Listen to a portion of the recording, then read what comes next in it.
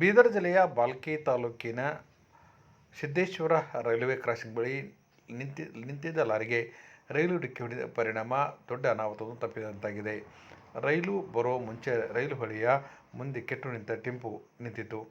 ನಿಂತ ಲಾರಿ ಗಮನಿಸದೆ ದೂರದಿಂದಲೇ ಬ್ರೇಕ್ ಹಾಕಲು ಯತ್ನಿಸಿದ ರೈಲ್ವೆ ಇಂಜಿನ್ ಚಾಲಕ.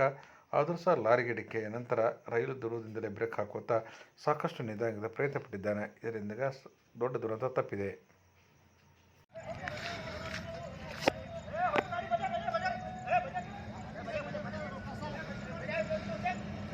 Lucas está